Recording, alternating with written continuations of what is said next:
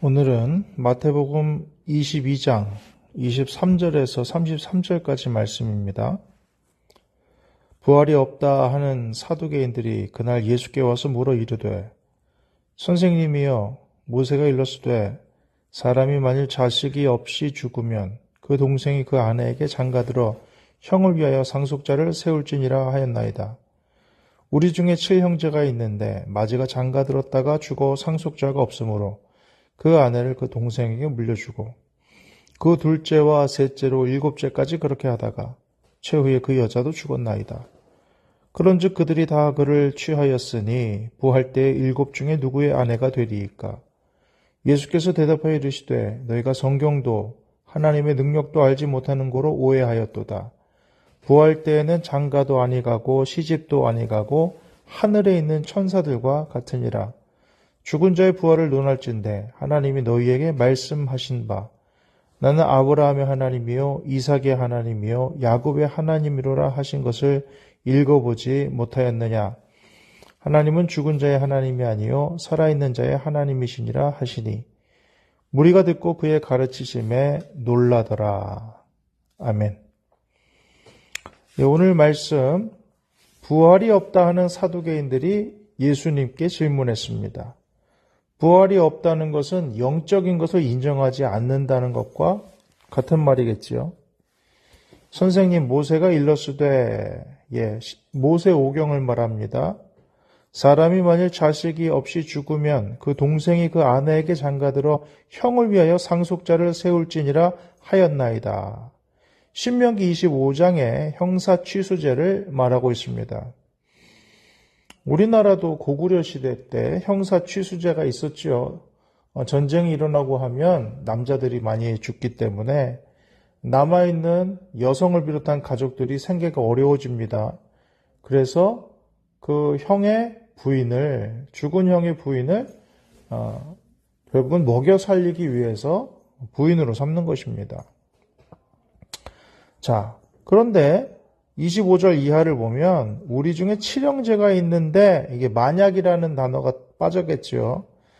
마지가 장가들었다가 죽어 상속자가 없으므로 그 아내를 그 동생에게 물려주고 둘째, 셋째, 7째까지 그렇게 됐다. 최후에 그 여자도 죽었다. 그러면 그들이 다 그를 취하였으니 부활 때 7 중에 누구의 아내가 되리까? 이렇게 물어봤습니다.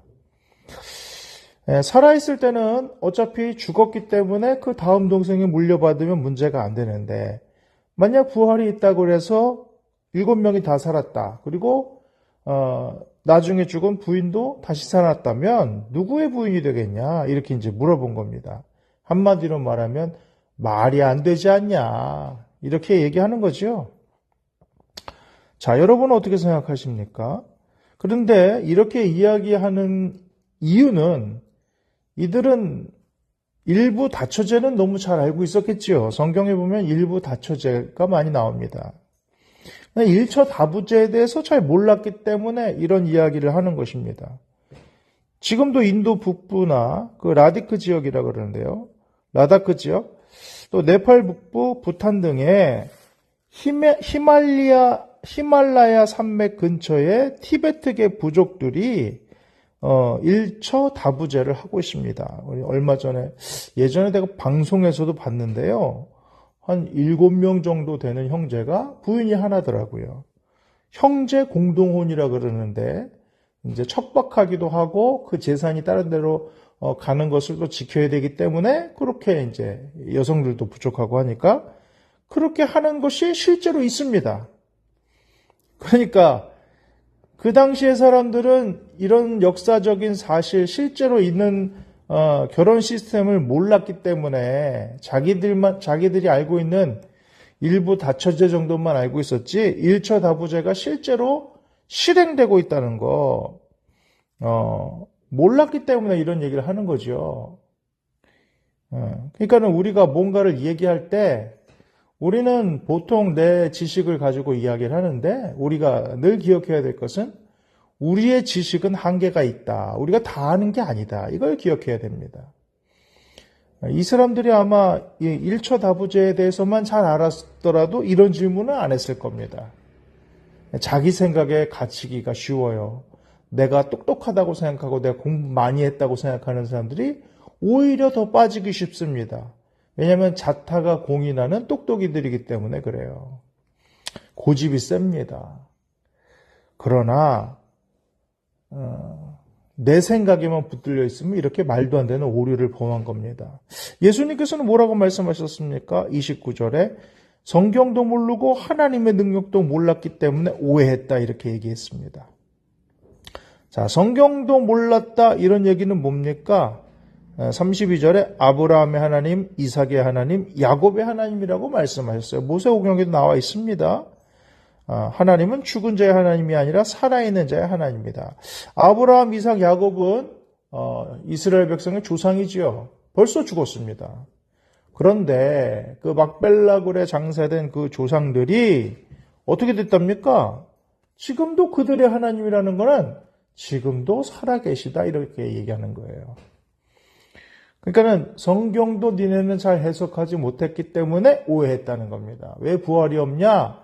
그들이 살아나지 않았으면 어떻게 그들이 아브라함의 하나님, 이삭의 하나님, 야곱의 하나님이라고 할 수가 있겠냐? 이렇게 물어본 겁니다. 그래서 성경도 몰랐다. 또 하나님의 능력도 몰랐다는 건 뭐예요? 하나님이 이 사람들을 부활시킬 능력이 없겠냐라는 것이죠. 예, 이렇게 얘기하는 겁니다.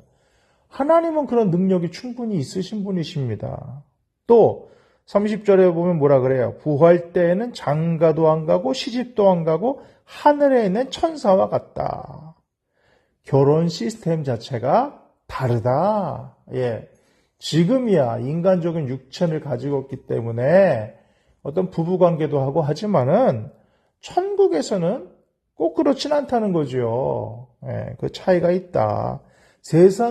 이 세상과는 다른 존재 방식으로 존재한다는 거예요. 그러니까 우리가 이 세상에서 부부관계를 맺었다고 천국에서도 꼭 부부관계일까?